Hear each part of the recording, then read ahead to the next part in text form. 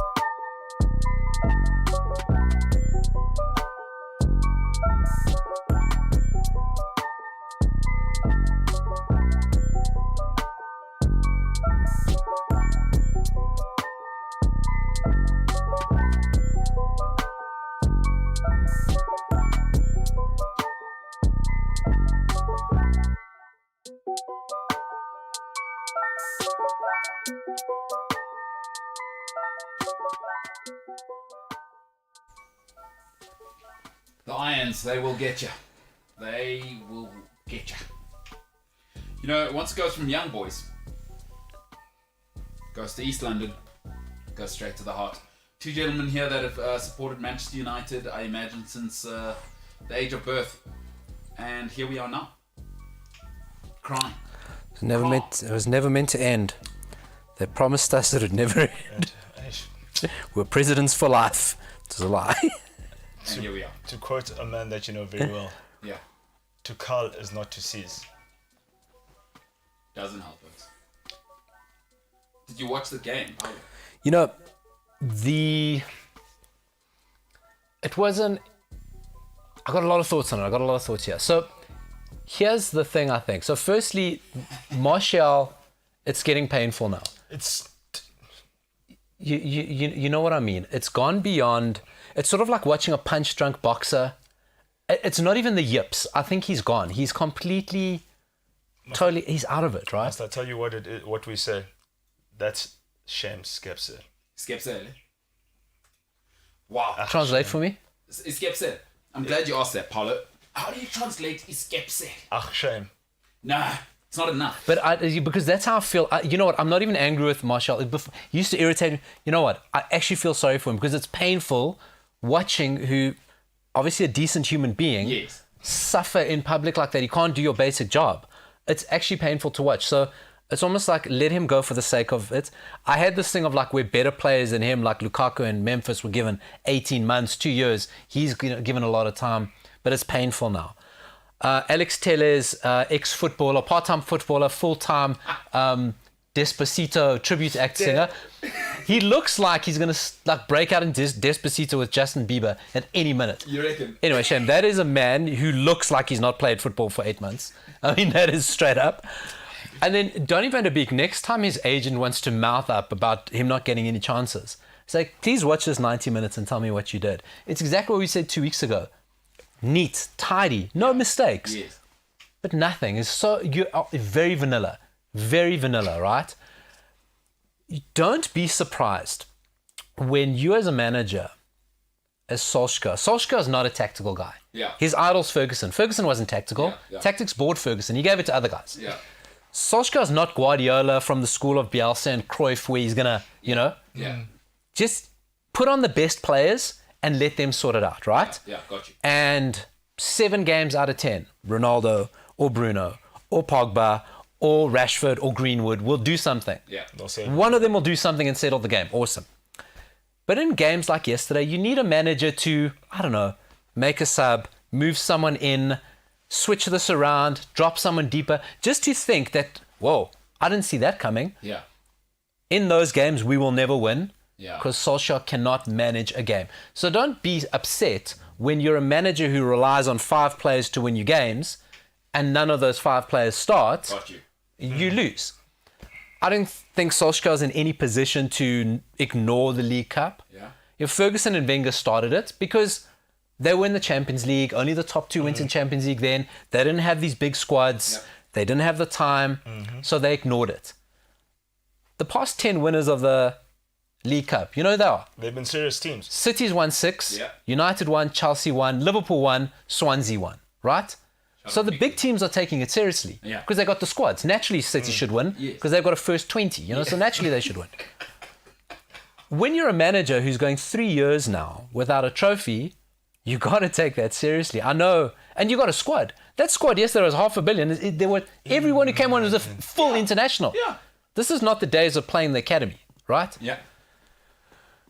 Solskjaer with Sancho, you and I spoke last year when Sancho was being linked, and I said Sancho and a signing like that sinks a manager. Yeah. Because you don't need him, you don't know what to do with him, but you got to play him. Yeah. You wanted him. Yeah. Solskjaer doesn't have one of those because he doesn't know what to do with Sancho. Sancho, give him time. He's a kid. Yeah. He's never played Premier League. You've got Ronaldo, you've got Bruno, you've got Varane. You've got at least 4 players now who you don't 100% know what to do with. Ronaldo and Sancho. Yeah. You don't know what to do with them, and they demand better, right? Yeah. Guess who Ronaldo's turning the pressure up on next? Because this is not about Ronaldo not eating cakes and having dessert, right? This is about Ronaldo and Varane and Sancho, who've had elite level coaching. Yes. Ancelotti, Deschamps, Zidane. Yeah. These are Ferguson, Tuchel. These are elite level. Sancho wasn't a Tuchel, right? I wasn't a Tuchel. Yeah. All these guys have had elite level coaching. And they're going, I know what it takes to win. Not me. Yeah. I know what it takes for teams to win. You're not it. Now, the rest of the squad loves Solskjaer because they got post-traumatic stress from Mourinho, right? Yeah. As long as it's not Mourinho, we're happy. But eventually, we're 25 years old. The best years of our career. We won things. These guys who've won everything are saying that's not how you get to it. And that pressure starts boiling this side. When I say Solskjaer, if you can't be good, be lucky. Yeah. His biggest luck is playing half his career in front of empty Old Trafford. Yeah. Right? Cups. Old Trafford's not vitriol, Yeah. but trust me, in 70,000 people, 15,000 make noise, it's a lot of noise. Yeah, got you. And that 15,000 need to start putting pressure. So suddenly those games, like West Ham and the games you don't win, take out the Newcastle, because we played terribly this season. Yeah. We've not played well. We've not played well this season. Leeds were no-show, right? Yeah. We've not played well this season. And suddenly it's not going to go, hold on a second. Elite players going, you're not elite. Fans going, And then your middle sector of the players, which is his bulk, going, hold on a second, we want to win things. Are you the guy? So every time he comes out, it's football, you win some, it's ups and downs. Dude, either become a better manager or get a better post-game script writer. But I was saying this. Solskjaer is not ruthless. He's not decisive. And for the player he was, it surprises you. But I mean, you've said it, right? Is that if he's if you're the guy, you're the guy. Unfortunately, there's nothing you can do to make Ollie Fergie. I don't mean in the terms of the tactical whatever. Forget that stuff. But Fergie's that guy, and if you're gonna go with this route that he's gone, then you gotta have Queiroz and Mike Phelan and those guys, you know what I mean? Like, if you're not going to be the tactics guy, like you said, I mean, Carlos Queiroz, Real Madrid, Man Well, it went United, through like Steve Brian Clark, Kidd, right? Steve McLaren, Yes. Karoj. You guys deal with that. Rene. Rene Millerstein. The best. You guys handle that. And none of them had the capacity to be first team, to be a top level coach. They all failed. Mike Phelan. Yeah. Steve McLaren. Let's not forget Steve McLaren as well. And you guys do that. I'm not interested in it. Yeah. I'll deal with it. And Solskjaer's trying to replicate, but Solskjaer's not Ferguson.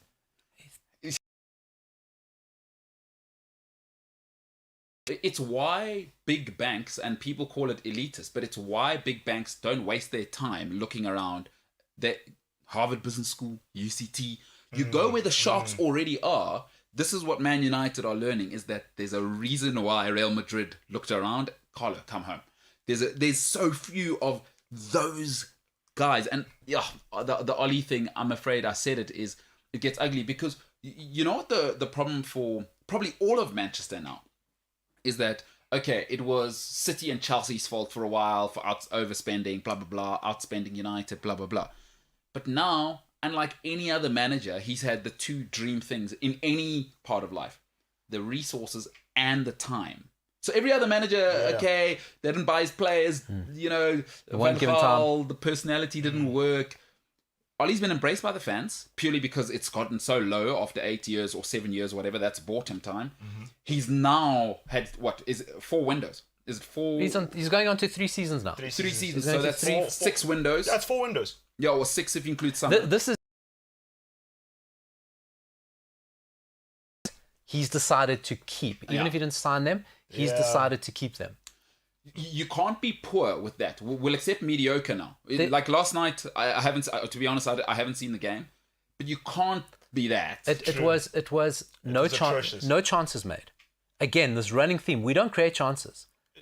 Greenwood was the first one to have a real aggressive, as he would, comes on, turns some pace. West Ham are poor. Yeah, they're poor. I've watched them 2 games now. As a fan, I'd be worried because they look leggy, and maybe they're playing themselves in. Yeah, West Ham are poor. Tidy, neat, do everything well, poor. But let me tell you this, right? The fact that we've got guys like Phil Jones still on the payroll after 20 months of no-show. Yeah. What's going on with Phil Jones, Paulo? You're going to have that at every club. You know what I mean? Every club's got a guy who's never been... Phil Jones was never what he was promoted as. You know, I think when I remember seeing him at Blackburn. And you saw a kid, very similar to like Duffy and Lewis Dunk at Brighton now. Okay? That you would, wow, that is elite level. And to come in, for Ferguson to say this guy could be our best player ever...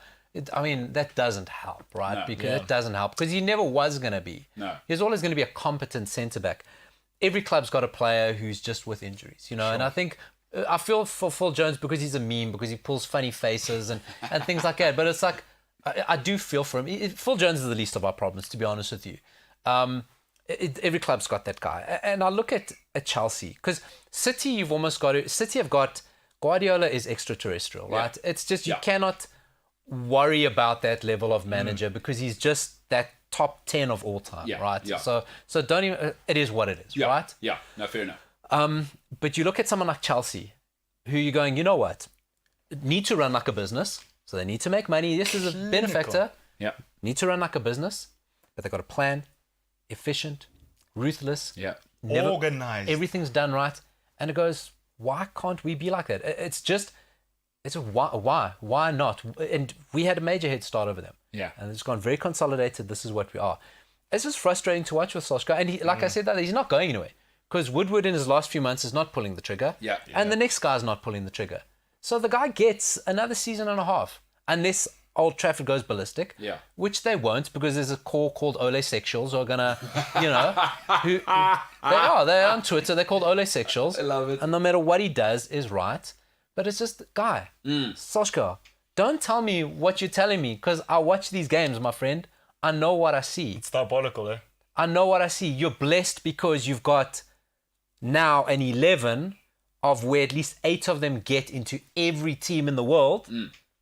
I dare you to say at least 8 of our squad walk into every elite side, at least 1 or 2 of them. Yeah. There's 8 guys you can pick from. Yeah. Walk into anyone from Bayern Munich down. Yeah. City included. Don't tell me what I'm seeing is right. Don't tell me that. You're lying. You're just at a point where you are lying.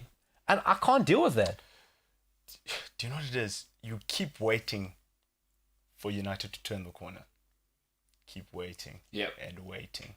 And waiting. Yeah. And waiting. It's year 9 now since 2003. So we're going to what? Season 9, year 8. It's ugly. It's ugly because you're not better now than you were under Mourinho. Under Moyes. You're not. Because I don't know what... Under Moyes, I don't care. I'll say it. Yeah, because also you don't know... you also don't know what style of football we're trying to play. Hold it there. And you've made the point for me there in what you're saying. When you're saying that, at some stage we need to look at Manchester United as a whole, right? We can't...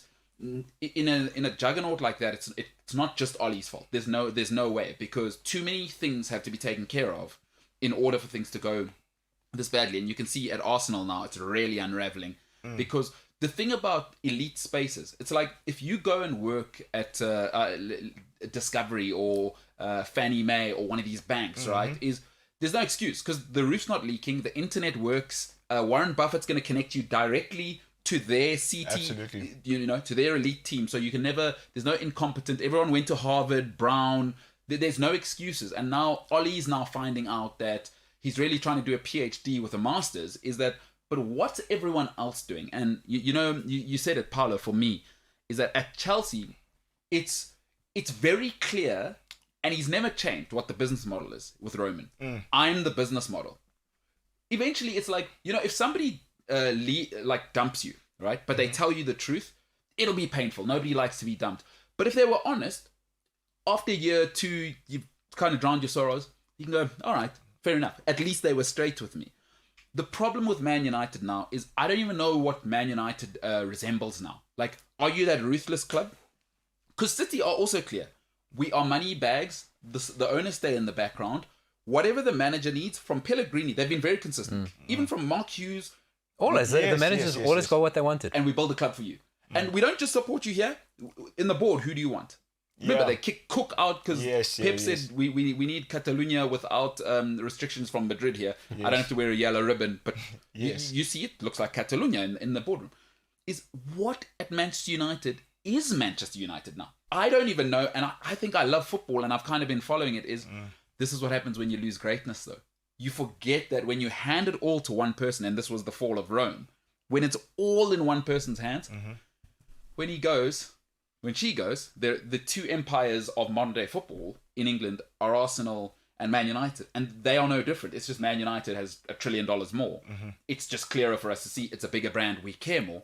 But the parallels between Arsenal and Man United, if you actually look closely, it's so scary. It's the same Well, thing. they straddled generations. I think it was the timing of it. They straddled that move from the old sort of way football was with the different ways of making money and local industrials owning to becoming these multi-million empires, and was facilitated by one man. Your point is phenomenal, that United actually is an elite organization, right? Yeah. You may not like the Glazers. Those guys aren't billionaires by accident, right? You may not like the way they run your football club. Yep. They are outrageously successful businessmen. Yes. Woodward, we may not like him. We don't like him. That man is an outrageously successful man. Yep. Outrageously, right? Yes. In the financial world, he's outrageously successful. Yep. He is elite. And already has offers from what I've read. Obviously, he was always going to. Yeah. Every player on that squad is elite. They are all internationals. Yeah. Only Dalot is a squad and Wan-Bissaka. Okay, right? Yes. Everyone else in that squad is an international if they're fit. Yeah. Okay? What's Ole? Ole gets fired tomorrow. Who's bottom of the Premier League today? Newcastle. Norwich. Norwich, yeah. Not even Norwich take Ole. Not even the top 10 in the championship take Ole. Yeah, you're right. You're talking 29 other clubs, at least. I don't even think Norway's national team don't take Ole. No way. No. Your top 3 clubs in Norway don't take Ole. Norway. You know what I'm saying? He is brutal. not elite in an elite organization. You may not like the way they do things. Yes. You may not like the players. Everybody is elite, but him. You know, in something as big as Man United, and I think we're going to this point, is in all of them, there's a reason Buffett still stays around at Berkshire Hathaway. As much as he's probably got the 100 smartest investors working at Berkshire Hathaway and he's paying them ridiculous, is that I'm still around. Excuse me, ladies, gentlemen, we're going this way. This is what we do. I don't feel at Man United like, who's pointing the direction? Especially for something that big, is you really need someone to get, you know, hands around the throat. I'm not listening to anyone. Here's the direction we're going. You don't have to like it. If not... Go ahead. Sorry. But have you seen when we make substitutions? Like, there's like 5 people standing up in the technical team. You don't know who the guy is. It's Michael Carrick's listening to Beats now. He's got his headphones in. Oh, has he got the sponsor? People are on the Beats by iPad. Yeah. And then Mike Phelan stands up and... I don't know what Mike Phelan's doing there. like- Mike Phelan is vibes. Throwback to the good old days. There's no one at United because no one wants to stick their head up anymore. Everyone above Ole is petrified. Yeah. Because they've taken the heat. Woodward's destroyed. Woodward is an outstanding businessman. Yeah. Not for football, right? I get it. His reputation's gone. Yeah. Oh, he won't care. He'll walk into a bank tomorrow. He's not worried about tonight. He'll forget about it. Yeah, probably buy United within your next... But none of those guys want to stick their head up. So Solskjaer becomes the totem. Solskjaer takes everything. Yeah. And what's frustrating me about him, anyone can football, whatever, he's now lying to you. He's now telling you you're seeing things So that you're not a fraud. seeing. You're going, but you're saying things that aren't happening. You're just talking nonsense now. Boy, oh boy. He's not going anywhere. Accept it. We'll win a lot of games. Yeah, you will. Shame, poor United, joint top of the league. Shame, poor United. But it's about winning. And when it comes to April, May, we're not in the conversation at all. That's the bottom line. Because, At all. Like, you see the teams that are contending, that they bracket putting us with. All of those teams are cutthroat. It has to. You know what, Paulo? You work in a business. I imagine some of the executive members. One of the things I'd imagine you'd appreciate, and Senzo, you went to St. David's, James went to Saints, is one of the things about all elite organizations that I've observed. The directions from the leader. So there's you don't have to like him, and I've always said, at the very sharp end, I don't mean the good, at the very, very sharp end, you must do two things to your leader, and he or she must possess this. You must fear them a little bit, and you must hate them a little bit, because at some stage they will do something that is against your personal desires. I don't feel like Ollie's ever going to go against like, how's everyone feeling, because with Fergie it was clear there is power there is fear there, and he's going to do something that Quentin Fortune hates. Yeah, you need that to drive you, to get you there on time every day. Because Ole, like, it feels like everything is like, what do you think, guys? It feels like your grandmother making you lunch. You know how your parents... So do you like it? Your parents will say, here's what's for supper. Ollie feels like, what do you want? Yeah. What Chocolate, do you think, guys? Sure. Yeah, chocolate for breakfast. It's good, hey? Yeah. And then surprised when you're fat. It's like I liken it to this situation. It's like when you're a kid, right? Yeah. And you say you're hungry, and your parents give you $100. Yeah. And you go buy sweets. Yeah. Oh, with Ollie. He's like, Man United, it's weird. It's weird. And I love it. It's hashtag West Ham. Of course you do. It's hashtag West Ham. The Hammers. Jimbo, let's go, buddy. Let's go. Let's go, big guy. They got him. They got him, buddy. Can you guys hear me? Yes. So- We have ears. I noticed how last night when I sent a message on the group, everyone was miraculously just asleep or not on their phones. It's going to happen, yeah. When guys are doing you can see when their profile's online. Yeah, for sure. Yeah, but they don't reply, but let it be anything else. Hey, look, one hell of a week for Mark Noble. That's all. Pray for Noble. He could have scored 5 times. You guys got Lingarded, He actually. literally won the Nobel Peace Prize. Yeah, Noble's Lingarded you guys now. He turned it around, because Jesse turned it around, and Mark Noble says, you watch this, it's my testimonial my year. Yeah, it's my testimonial year, and I've always got At the Old Javier Trafford. Zanetti hairstyle, yeah. Shout out to Mark Noble. Up the old apples and pears. The geezer. Jimbo, let's go, buddy. Let's go. Ladies and gentlemen, you know what, let's go out on that shot of James. I'll speak over James, just enjoying everything. The two gentlemen in studio, hashtag West Ham, they are hating it. James and I are loving it. It's the double fist pump. It's the double thumbs up there, ladies and gentlemen. On the other side, plenty coming up. The MKT Show. James Ilsley pointing at his thumb. You gotta love it. The MKT Show.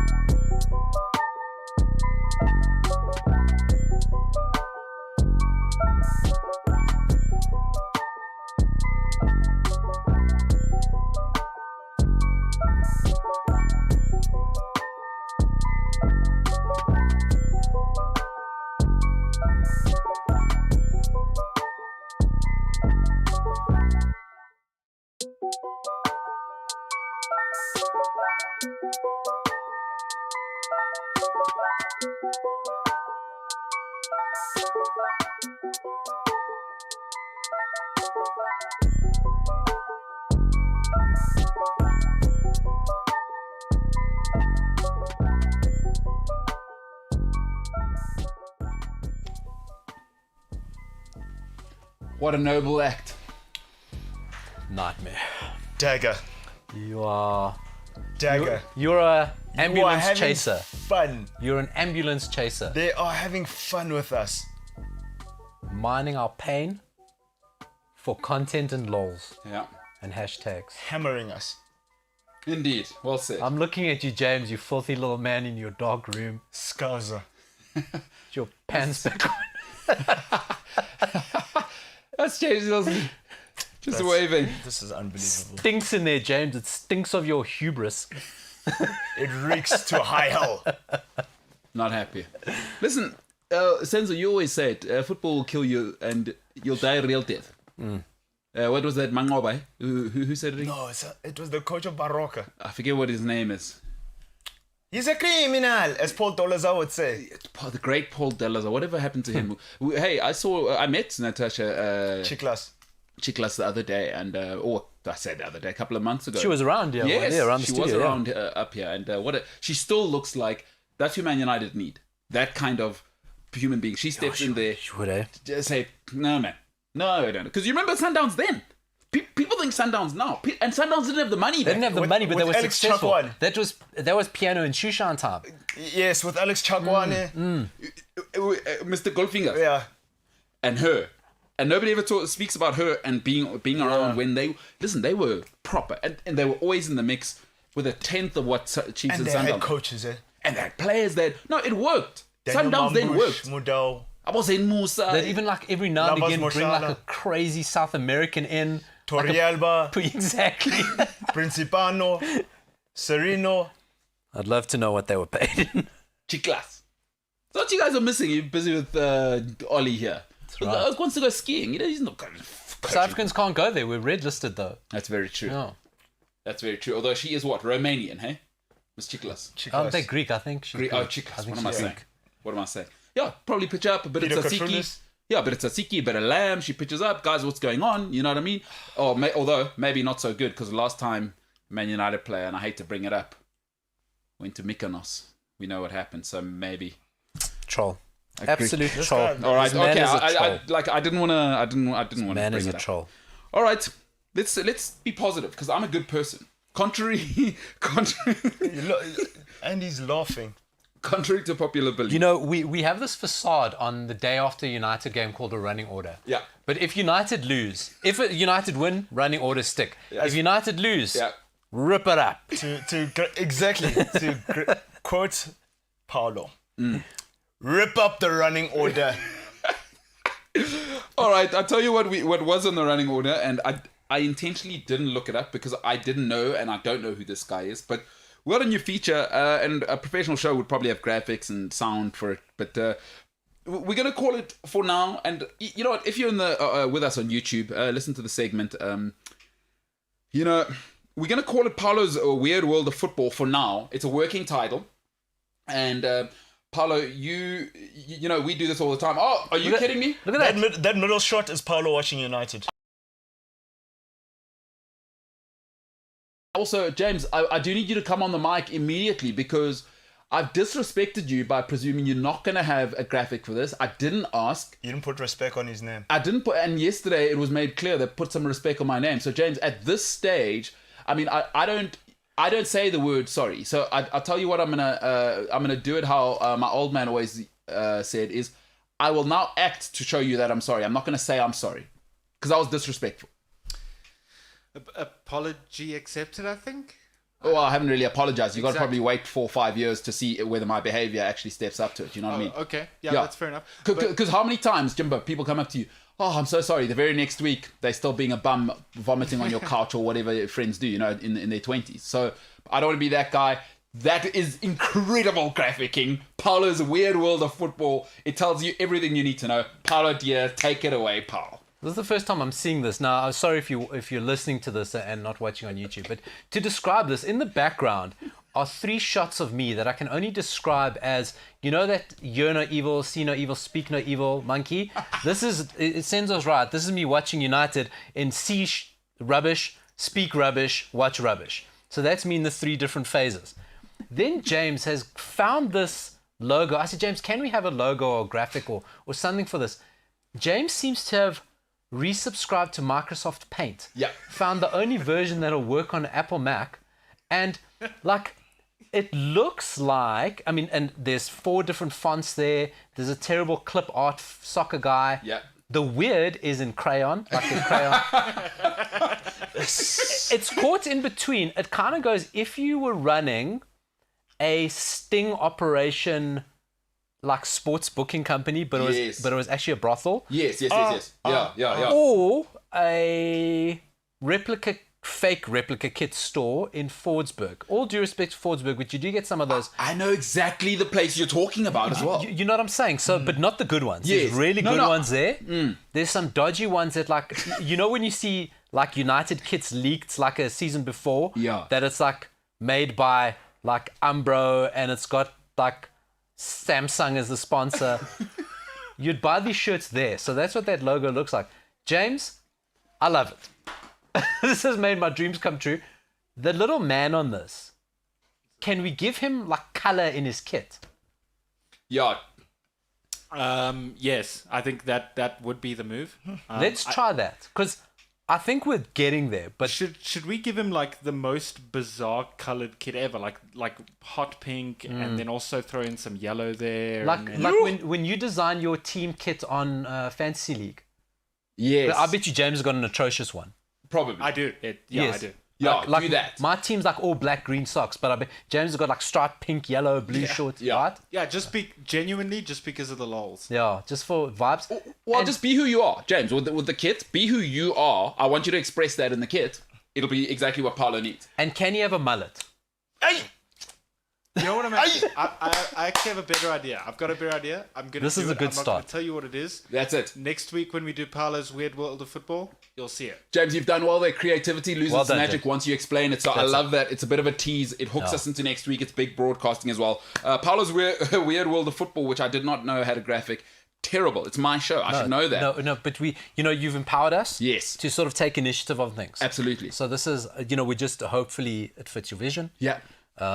And I hope that the feature's as good as that logo. Bloody hell, we've built it up now because that had a prelude. Let's get into the feature because you're right. We So wow. What a I preamble. I love weird football stories. Like, I'm not a stats guy. I don't like reading match reports. I like reading things from the weird side of football. Yeah, and like about hooligans and just odd football stories. I'm going to start this. I'm going to kick it off with probably the weirdest story ever. Maybe we never do this feature again. Yeah. Let's start it off. You can get a shot of this. Yeah, let's This zoom in on that. Oh, This book is called Kaiser, the greatest player never to play football. Is doing weird stuff. well, let's see. Let's see if we can get the zoom Let's see if we can action zoom on in on there. See if we can get it focused. There There we go. it is. There we go. Oh. Okay. It's a real book. It's not to look. It's got pages. It's got writing. It's not a pop-up book, yeah? Okay. So it's the story of a guy called Carlos the Kaiser, the greatest player never to play football. Let me tell you about this. Look at fantastic story. So nowadays football's all over the place. Like Yeah. you know every player. There's no surprise. Everyone's on FIFA. Yes. Everyone's on... Going back to the 70s, there was a guy. His real name was... It's actually... He called himself Carlos Henrique Raposo. Okay. Okay, Brazilian guy, It had to be. right? La vida Wants to loca. be a footballer, but he's no good. Lives Yeah. in Brazil, Rio. He's rubbish. He can't play football, but he wants to be a footballer. All his friends are footballers. All his friends are going to academies. He's like, I'm going to be a footballer. I don't care if I got no talent. There he is. Okay, he's the guy. If you're watching this, Definitely the guy on the left. if you're 100%, if you're listening to the podcast, look for a photo. Carlos Kaiser, like Kaiser Chiefs with an S. Yeah. In this photo, he's the guy on the left with the glorious mullet. It's unbelievable. Right? He is as 80s a Brazilian as you'll ever see. The guy on the left in the pink cap, that's Renato Gaucho. Who? Really? Brazilian international in the The 80s. Gaucho. He is part of the 1982 Brazilian team, that the best team never to win a World Cup. Yeah. I think he's currently coach. He coaches, Really? big time coach. He's probably the most high profile player that played with him and backed him, although he did have encounters with Bebeto. Yeah. Right. So Carlos Kaiser he starts hanging around with his friends at the clubs and starts faking his way into football teams, right? And as he goes through the age groups, as his friends goes through the age groups, so does he. And he always gets a friend to vouch for him to come play, come train. Hey, my friend, Carlos, what a good player, you got to give him a chance. Gets into the club, gets a pay-as-you-play contract,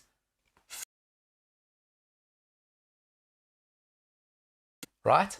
But keeps the contract and hangs around the squad. What? So through the squads, the players start realizing that this guy, he can't play soccer, but guess what he's good at? He's a fixer. He becomes a fixer, can get you anywhere in Rio, women, drugs, cars, best restaurants, he's connected. So the players keep him around. So they're like, let's get this guy hanging around with us, bring him in, he's a good crack, he's a laugh, Yeah. fun guy, always got good women, gets you great deals on the hot sports cars. Yes. Keep him around. So he's always hanging around with footballers. He's going around Rio, and everyone thinks he's a footballer because he's hanging around with guys from Flamengo, Botafogo. He's with everyone. He's doing it. His friends will transfer. Hey, coach, I've got this guy. You just got to give him a chance. He's injured now, but I'm telling you, what a player. So he moves around to clubs, pulls the same thing, gets injured first day of training. As he starts getting caught out, he'll start playing youth team players in games to tackle him hard, to take him out. What? So he never has to play. He never has to train, right? He's got the scam going perfectly. And as a coach realizes something, he's got two options, right? Either I leave or I find out what the coach really wants. Women, drugs, money, a hotel away from your wife. So the coaches keep him around because he's a fixer. So this guy is floating around South America, in Brazil, floating Yeah. around Brazil, all the clubs. But when you Flamengo. say all the clubs, like where is he? Flamengo, Fluminense, Botafogo, Vasco da Gama, So he's like. No, wait, in that's all Rio. the Rio clubs. as well as overseas, right? So this is where he's floating. He's cruising between because he's friends with the players and they're vouching for him. But he's at all of the big clubs. I thought you were going to tell me Do something you know who this in guy the is? jungle. Do you know? Well, there's What probably is- a South African equivalent, but Do you know who this guy is? He's the Christ the Redeemer statue. he has to be, right? So we're not talking Mickey Mouse. Flamengo, Fluminense, Botafogo, Vasco da Gama. In 70s and 80s, right? Those clubs were serious then. You know, now they're money and whatever, but those clubs are serious clubs then, Flamengo. right? No, that's the four. big Unless four. I've missed one, that's No, the four Rio clubs. that's the big four. And back then, Paolo, Yeah, that's just to what give I'm some context for guys, is it's not like now where the stars didn't move back No, then. not at so all. it wasn't like Neymar would have Leave been- Santos he would straight have been away. at Santos. Yeah. And Stayed there. what are you talking? Who is this guy? So, but as he moves around, he gets someone to vouch for him. Or, like I say, he goes, what does the coach need? And once somebody's onto him, I got to get out. I got to find somewhere else to go. And like I say, they keep him around. This guy gets a move to France. Well, because the guy's been playing for Vasco da Gama, Wait, right? this guy. Now remember, you've got no scouting. You're not sending scouts every week to Brazil. If somebody sends you a video, remember, a VHS, grainy, of a guy with a mullet, Yes. that kind of looks like you. Yeah. So that's what he is doing. He'd send out tapes of players who looked like him overseas. And they'd go, and then he shows up, they go, oh, well, mullet, Brazilian guy, so looks like it. He had the walk, dressed, spoke like a footballer, could do a few tricks. First day of training, gets injured. So he gets a move to France, to FC Wacker Innsbruck. Oh, okay, this was actually, there was Austria. Austria. He had to move to France, and then they sort of sussed him out, so he moved to Austria. Didn't stay there long, okay, again, injured. Oh, I need a loan back to Brazil. My physio's there, okay? So that's where he goes back to. Brazil starts moving around. Yeah. People start catching on to him. The one club says to him, goes to the physio, goes to the doctors. No one ever finds anything wrong with him. Recurring injuries, Phil Jones. What's wrong with Phil Jones, right? Maybe Phil Jones is doing this. No one can ever figure out what's wrong with him. No, we need to send you to a witch doctor. He's like, no, I can't. A witch doctor. I can't go to a witch doctor. No one ever figures it out. All his mystery injuries. All his does enough just to play. He ends up at a club called Bangu. Okay. Now, this is probably the smallest club, right? Great name. Bangu. Bangu is owned by a notorious drug lord. Okay. Pays a lot of money for this guy. A lot of money. Starts pulling the same stunt. So this guy's drug lord goes, this guy's playing a game with me. Rumors are circulating. This guy's up to something. Phones the coach. Says, Carlos is going on. This guy's playing. Because he goes, if this guy plays and he's scamming me, he's done. Yeah. So it's a proper... Right? Proper drug lord, right? Wow. Owns the club. Phones the coach. Now the coach was in or knew that this is a bit of a thing going on. Goes to Carlos, says, right, you're warming up from high above. This is happening. Carlos, listen, do you think Carlos is done, my friend? This is so crazy. Starts warming up. Next thing, climbs into the crowd. Fighting the crowd. Full on fist fight with fans, right? What? Cops come, separate, South American argy-bargy. Back in the change room, gets sent off, sent to the change room. Doesn't go on the field. Sent off as a sub in the change room. Drug lord comes flying down. Guns ready, big guys, you're done now. You're done. You take me for a fool. What's going on? All due respect, mister. When I was warming up against those fans, the things they were saying about you, I just couldn't. No, you're joking. I've met you. You're a good man. You've always looked after me. I could not hear those things about you. So I guess the drug lord goes, well, guy was defending my honor. Right-hand man. New contract. How have I not heard about this guy? So now he becomes a right-hand man and the fixer for this notorious drug lord who owns Bangu. Facade kept on. He was always broke. Penniless, but he always had the best-looking woman, best hotels, best restaurants, best clothes, and sorted it out for all the other players. Okay. He went through everyone who was in Brazil. Like I say, the biggest name was Bebeto. Renato Gaucho was a close friend of his. The Renato. The Renato Gaucho. Players were going to Carnival. He had sorted everything out for them. He was just a fixer and a party guy. No one actually in his playing days ever caught onto this ruse. Eventually just fizzled out, went to smaller clubs, and then announced his retirement, right? Years later, now the story's coming out, there's both this book and there's a documentary. I know it was on Amazon, but I think if you look around, you'll find it, about Carlos Kaiser. Carlos, K-I-S-E-R, right? The best player, real false nine. Yeah, the falsest nine ever. I mean, The original false nine. false everything. before Leo Messi, there was the Kaiser. The best part about this story is his book and everything they say is like, nobody even knows if any of these stories are actually true because he told them. So it's all his recollection of things he's told people, secondhand events, hearsay, evolving. He's penniless now, lives in a rundown apartment. His football friends still support him. Renato Gaucho gives him money and he's still got friends to organize. He still knows enough people around Brazil. And to this day, nobody knows what stories are true, what aren't real. He's an urban legend. He is a legend. So that Paulo's first introduction, first story in the weird world of football is the greatest man who never played, Carlos Kaiser. This is the guy that told Donald Trump that he won the election.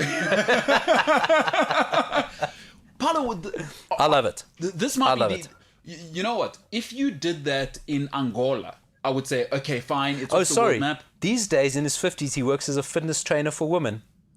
As you would. Obviously. As you would.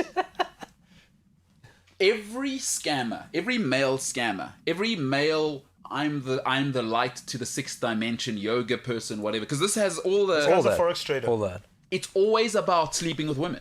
Every scamster, every priest, what do they all do? You look at every single, and I've read lots of books about cults, is every guy who has this personality, it's always about sleeping with women. So now he's doing what? He's a trainer specifically for women. Trains women football. Personal trainer. He's a personal trainer. A personal trainer? Personal trainer. For women. For women specifically. Specifically, yeah. Because he doesn't think the patriarchy has actually opened the world up for women. So he wants to focus on that area in the world. Women. Just train women. What a good guy. A lot of the book talks about how he didn't spend time training. Mm-hmm. He spent time learning how to walk like a footballer. You know how footballers walk? Do you know what I mean? Yeah. You know how footballers work? Yeah. That's what he focused his time on. He had watched footballers and walk like them. Do you know who this guy is, actually? He's a hero. Probably my father. Do you know who this guy is? This is Barney Stinson. He's the guy from How I Met Your Mother. How I Met Your Mother. Never watched that show. Absolutely terrible. There's no one like Carlos. No one. I mean, there's no story like. I'll be hard pressed to top this story as wild. I'm gobsmacked. I'm absolutely gobsmacked. How have I not heard of this guy? Listen, Brazil, especially then, post 70s, Right. after sort of what the country went through. I mean, it's because there's no Twitter. People don't realize what Brazilian football was in the 80s. They're like people think PSG is a thing now. When you looked at that Brazilian team, you go and research that decade. Listen, they went on to do it in 94, right? But that decade was Gaucho and these guys. They didn't win a World Cup, but they were the Brazilians. That 80s Brazil side, the players of that, were what Brazilian players are. Before the 90s, they started becoming robots, to be exported to Europe. This comment here is perfect. Guklenkosi says, rumor has it he came up with the term fake it till you make it. Damn right. Do you know who this guy actually is in the real life? You've said it twice now. No. You need to decide. No. I keep processing. Are you refining it? You've seen Fire Festival? No. Oh, is that Ja Rule. Billy He's from McFarlane. the way you walk This guy is Billy McFarlane. with a mullet? He's the best. I love him. Billy McFarlane with the mullet. Carlos de Kaiser, hey? And he named is the himself Kaiser. Kaiser. He named himself Kaiser because after Beckenbauer. And he thought, if I'm named after Beckenbauer, people are going to think I'm a good defender. Wait, so what's his real name? Carlos. Carlos de Kaiser is not his real name. You know Brazilians have nicknames. No, they do. Yeah. So he called himself Carlos Kaiser because he thought, well, people are going to think I'm as good a defender. That's why I got the nickname. That's why they nicknamed. His real name was Carlos Henrique Raposo. But he nicknamed himself the Kaiser, so people go, well, he must be as good as Beckenbauer. There is a stage in life, whether you like somebody or not, is sometimes you do what we call charge it to the game. Because this oak is hectic. I'm going to watch everything and read that book. There's a photo here of him with Zico. Not Zico. Zico. Played with Zico. I'm looking at he trained with Zico. There's a story of Zico called him out. We're going over time now. Zico started calling him out, but then he said, well, what do you want? What can I get for you? The original Tenderpreneur. No, this is the guy. I need to download his book. I will buy his book. Take it. I got it, yeah. Take it. But I don't know, is it a real book? I mean, at this stage, you got to ask. I've read it. The ink's disappearing as I read a page. Paolo, that is weird, and it is a world, and it is football, and you did it. Hey, you've raised the bar. Good luck, James, finding that kit. Jeepers creepers. But we undersold that in the preamble. Wow, that is incredible. Paolo's... wow. Nice. I love it. I love weird football stories. Catch me if you can. No, that's wild. Leonardo DiCaprio, shout out to him. Wow. Paolo's Weird World of Football. De Kaiser, the Brazilian Portuguese guy version of it with a mullet, who actually wasn't a player, but was a player, if you know what I'm saying. The Jay Gatsby. Wow. All right, ladies and gentlemen, on the other side. By the way, the Ryder Cup's happening this weekend. People still do the golf thing. We'll see if our guest on the other side, the one and only Coach Keating, is interested in that, or he thinks that Bryson DeChambeau will actually bring everything down because he will punch Brooks Koepka in the face, and that'll just unravel America, and then the Europeans will conquer. We'll speak about that and much, much more on the other side, the MKT Show.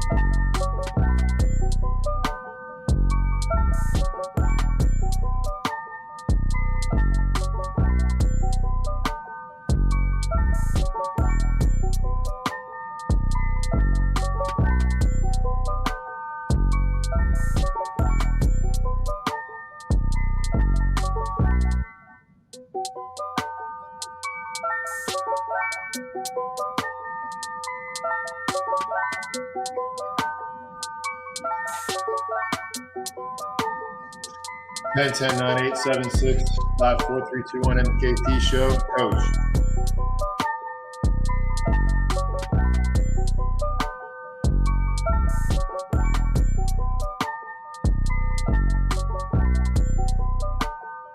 I got the chat open out of this video thing.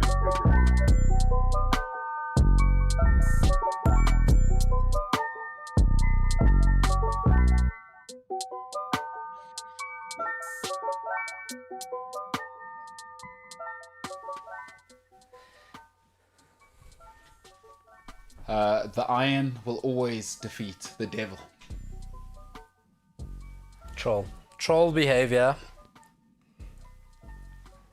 Gentlemen, your thoughts? What's the bullying policy on the show? You know, bullying. Ask James. It's a matter of perspective. You know, is because I'm just laying out cold facts at the moment, and you guys seem you're not into the facts. You guys want to feel how you feel, and I respect that. It's not about you.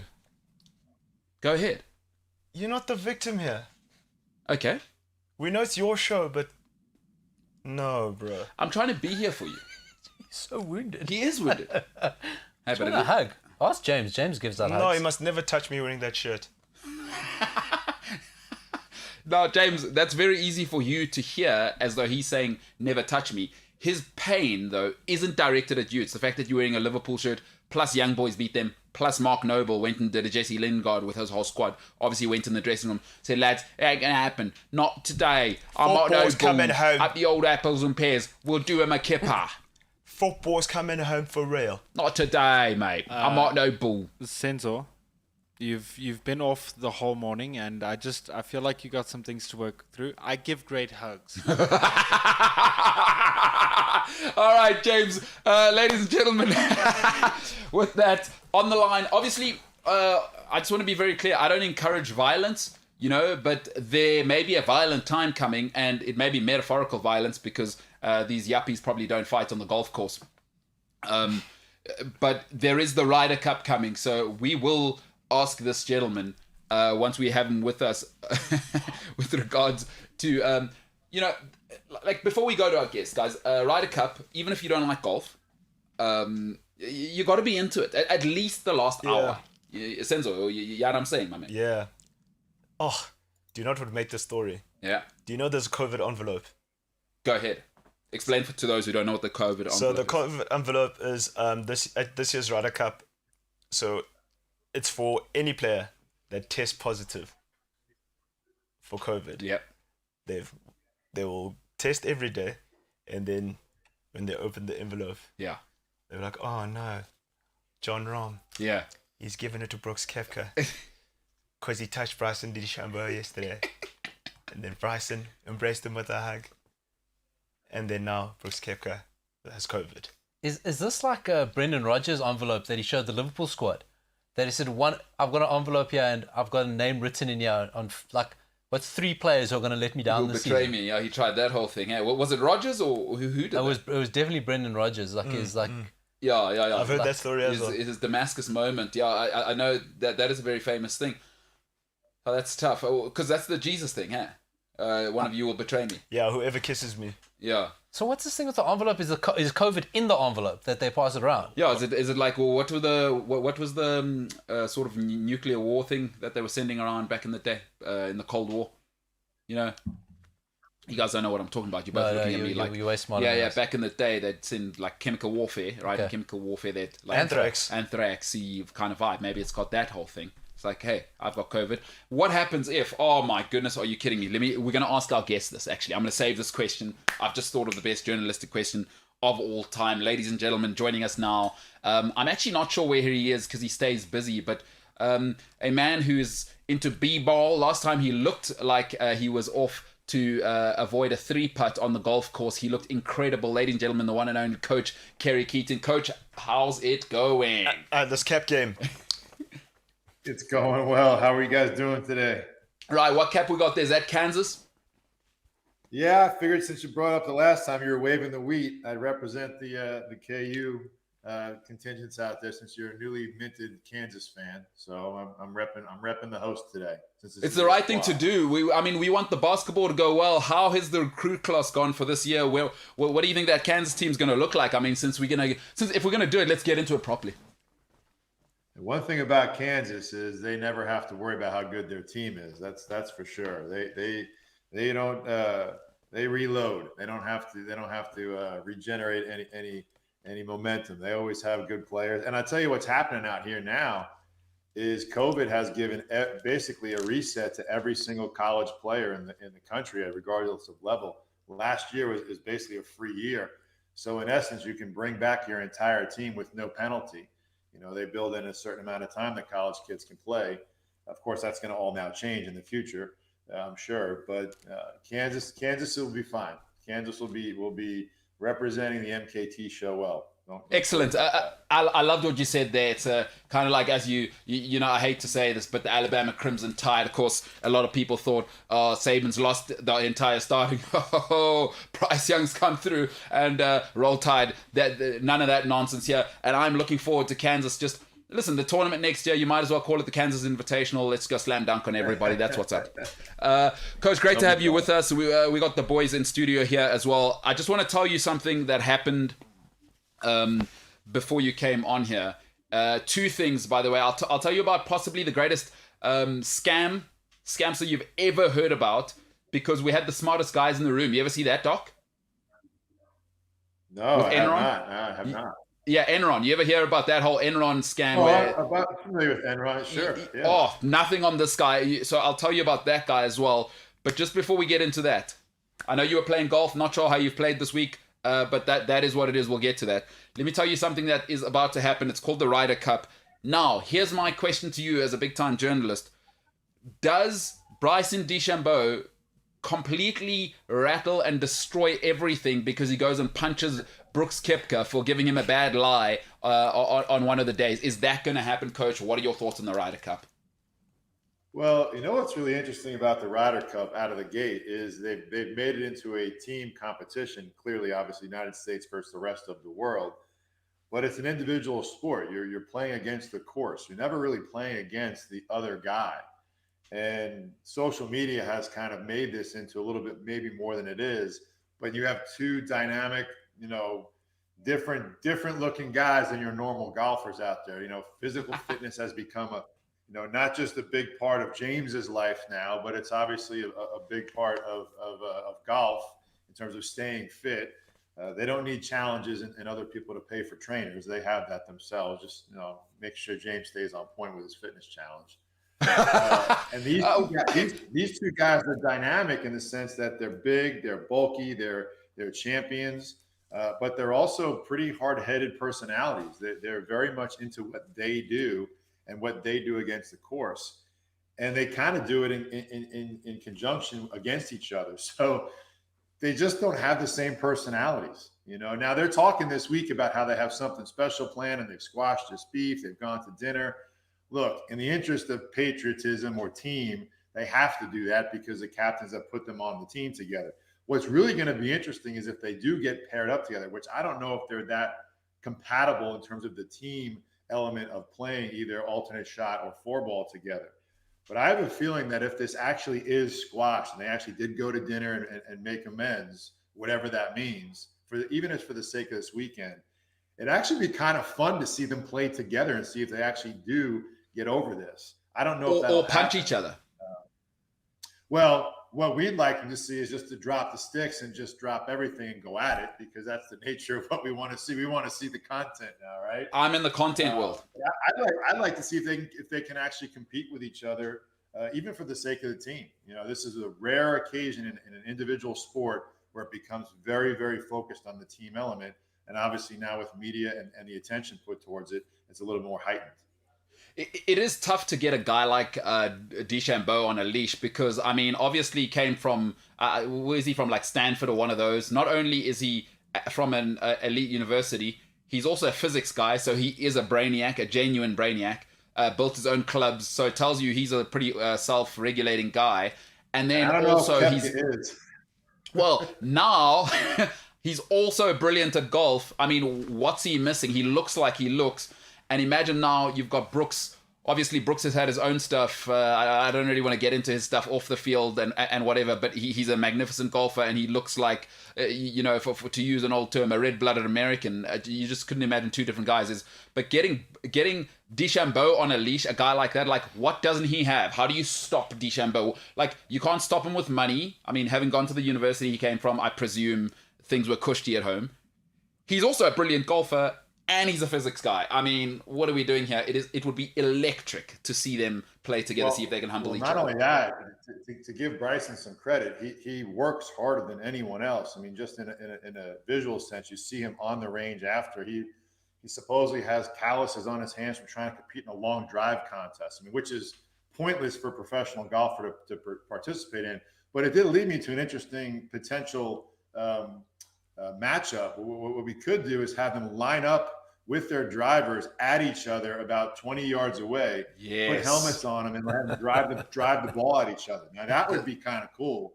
It would be painful. It would hurt. But if they really do hate each other, we'll see how good their accuracy is as well as their power. So we might be onto something here. Yeah, Paulo's got something there. We'll see how it goes this weekend. Yeah, let's see how it goes. Paulo, what do you have? No, I love that idea.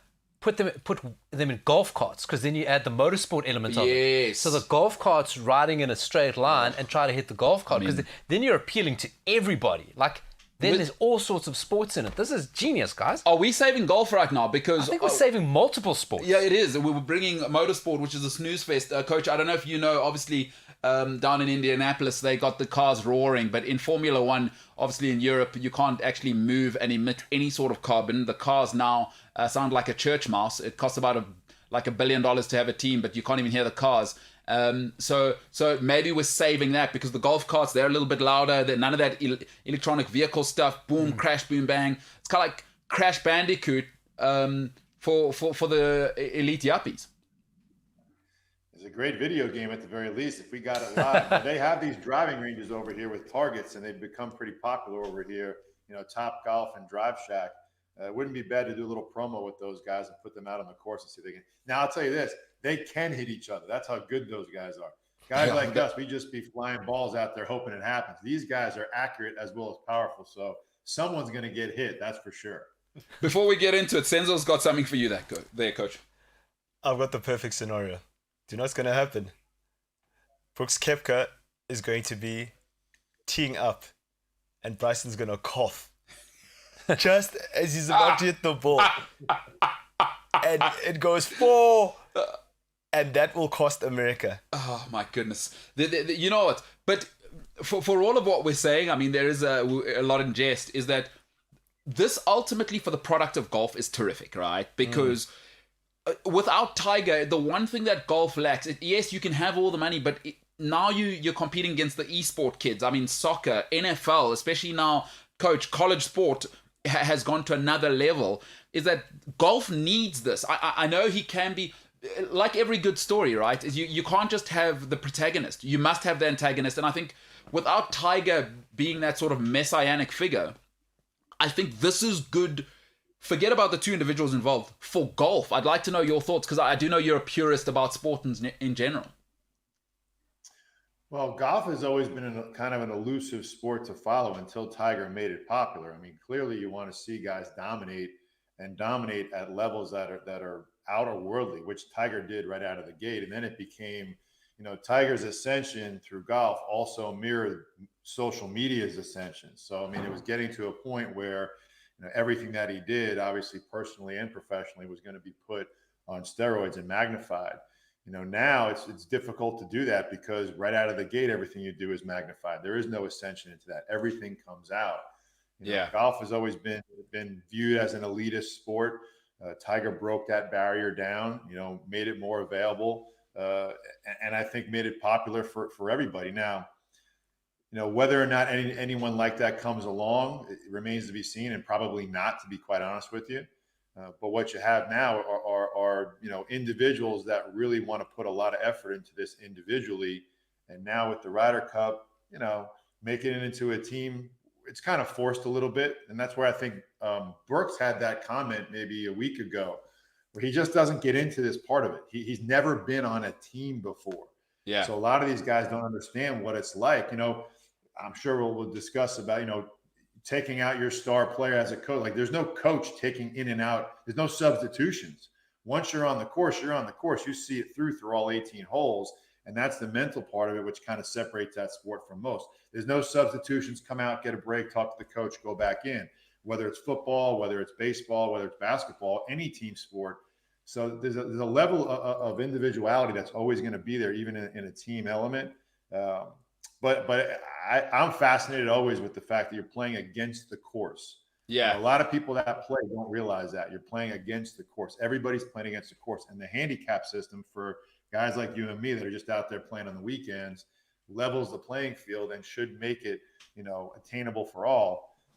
But yeah, the sport definitely needs to have some dynamic personalities to carry it. Tiger did that. Unfortunately, now we're getting dynamic personalities that you and me and the crew here want to see hit each other. Yeah. But yeah.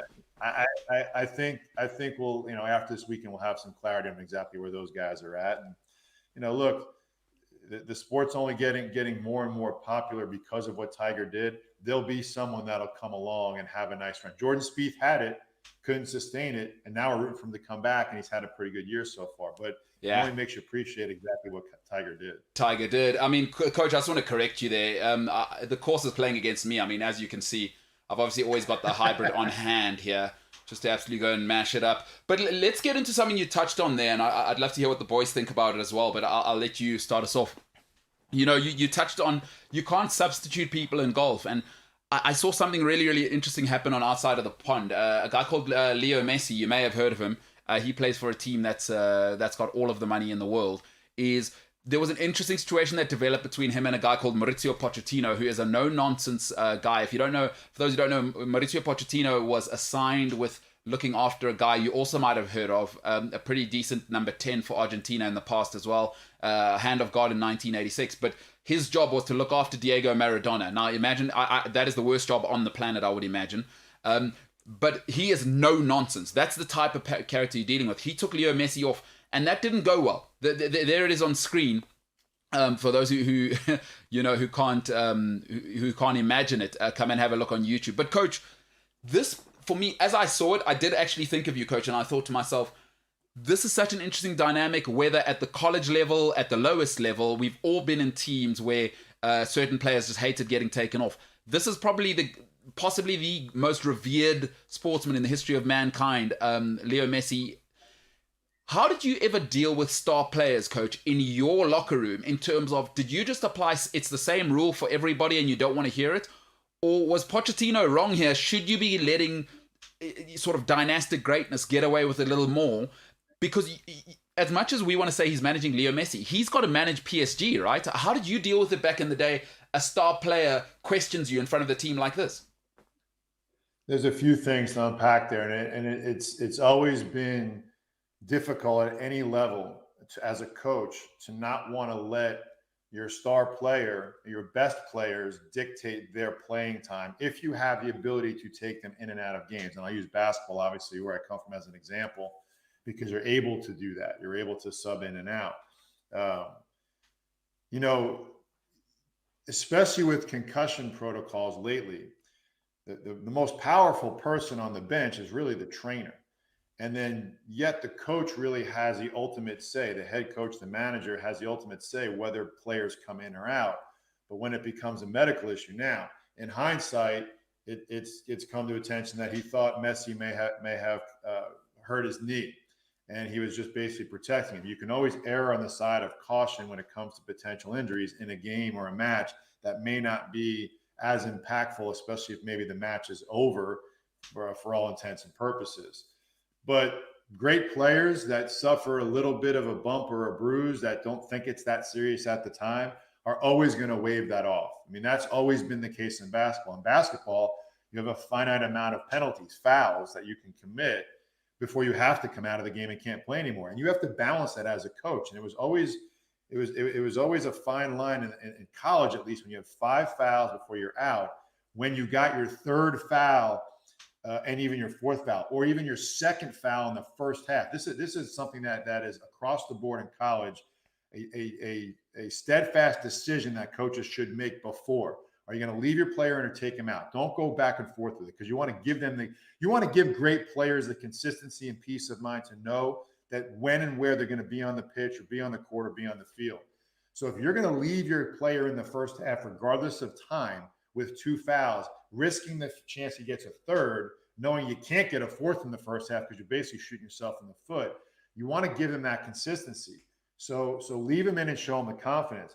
But I think this boils down to is the trust and the communication level that the players, best players, have with the head coach. Because it's not unequal in terms of availability and level, but just in what and how you're treating them. Because clearly they're able and more capable. That's why they get paid more at the professional level. That's why they get the chance to score more at the collegiate level, at least for now, until they get paid later. So it's always a fine line, and it sounds like he was erring on the side of caution, and now he may be out for the game next Tuesday if in fact this is an injury. So I think the experience of the manager and the trainer comes into play here. You know, look, if Messi think it was a little bump on the knee, he's fine. If it turns out to be something more serious, so I think early on you want to err on the side of caution. But what a fine line to walk. And look, optics are never good. Now you have a tweet with his face like, "Hey, what are you doing? Taking me out? I'm messing with me." So it'll all play out in the end. Social media doesn't make it easier. Senzo, what you got, Pop? So, Coach, so from your days of coaching, did you decide who took the final shot, or did that sort itself out? No, in college basketball, you definitely want your best player taking the final shot. Sometimes it sorts itself out because the defense forces your hand, and you have some uncharacteristic plays happen, and maybe the guy that wasn't expected to take it and make it. But 9 times out of 10, if not more, you want your best player taking that last shot. And makes sense, especially. Yeah, especially in the age of social media. I mean, because now, I mean, you could live it down back then. If you don't let your best player take the shot now, it's almost like, hey, that's a pretty real thing for coaches as well. I'm pretty sure they, like, especially you old school guys who just love having players around and just make them run shuttles for the whole time. You, like, hey, you want to have it in their hands because social media will not forgive. Wait, you said you old school guy. You're saying I'm an old school guy? I was referring. I'm with the times, man. I'm not the coach anymore. Social media is the coach. I'm just the guy in between telling them what to do. That's all. But before we wrap this one up, Coach, I do have one last question, and I was referring. I'd like to hear more on your thoughts on. Because obviously once this happens with Leo Messi and whoever your best players would have been, is that there are guys that are going to feel a certain way in the change room if you don't give them that same level of treatment. What happens when you give should you ever give special players special treatment? And what does that do to the rest of the locker room? Because that's a dynamic, right? I always treated it this way. You know, it's the Belichick motto of do your job. Everyone has a job to do on the team. None of them are more important than the others because in the flywheel and the cogs, they all have to move so the gears turn. But someone's got a lot bigger wheel than other guys do. But if you don't do it, your little gear is going to stop. It's going to stop everyone else. None are more important than the others. It's just that some are bigger. Some have more to do or maybe a bigger responsibility. But whatever your job is, as little as you may think it is, it's still of extreme. And that goes even for the people that aren't playing. Yeah. Everyone has a responsibility and a job to do. Just get your job done, keep the gears moving, and we'll let the chips fall in back. A human being by the name of Jamie Keating on YouTube commenting, saying, not to be political, but I might like to see 5 foul type regulation in the rules of war, or at least put in front of the US Joint Chiefs of Staff. Now, that will be controversial. That's going to be tough to employ with a bunch of dudes that are and ladies that are hyped up in Fallujah.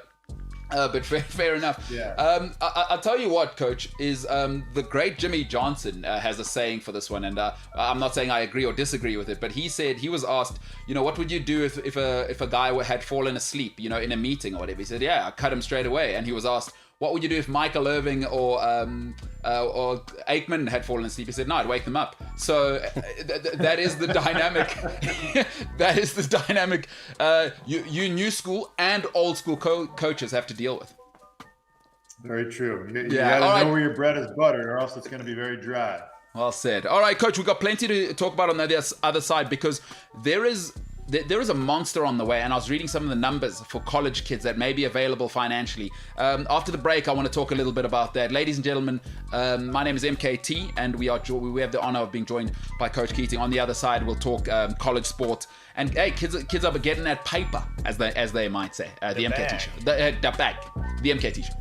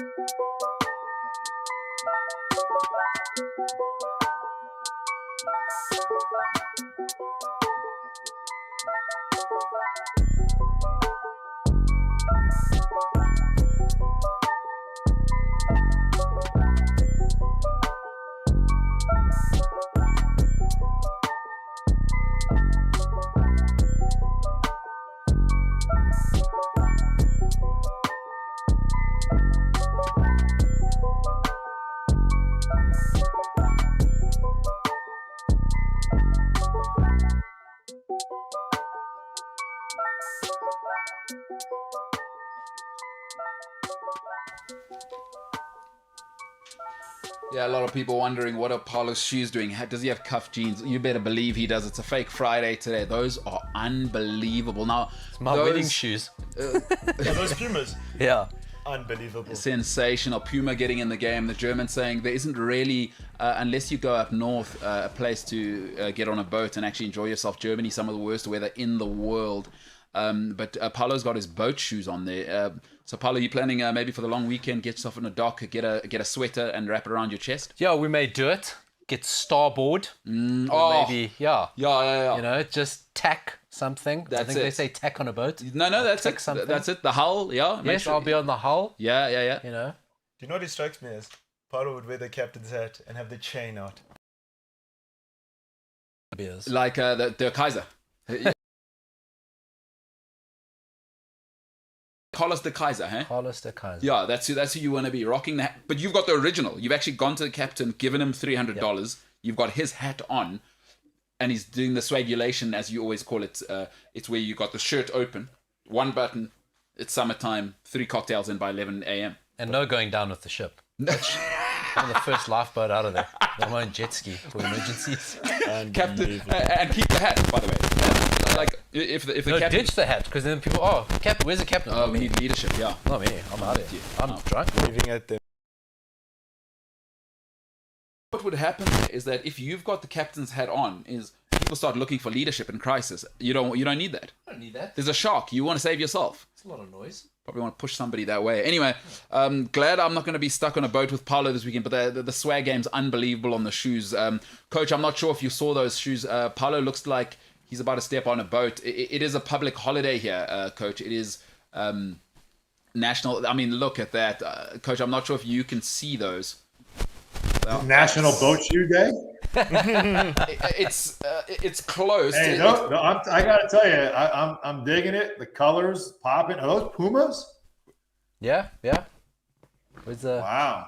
I'm a shoe guy. I'm partial to Donald Kleiner when I was coaching. I was pigeonholed as one of the best dressed coaches in college basketball. So I had to keep my shoe game on point. Now that I'm more casual of nature, whether it's golf gear or rocking tech t-shirts like we do out here in Silicon Valley and startup world, those shoes will travel. And I'll tell you what, there's a lot more casual.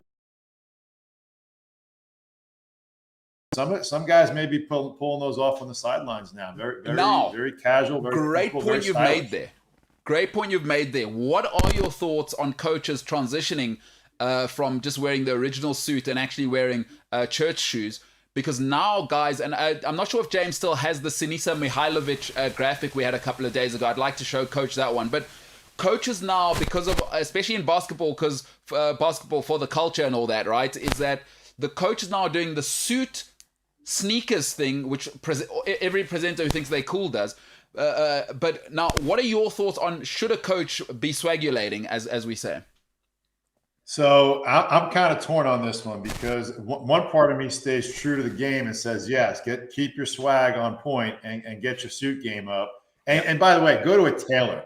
Don't just go off the rack and have like a 46, large on because it fits your shoulders. Then you look like you're 40 pounds overweight.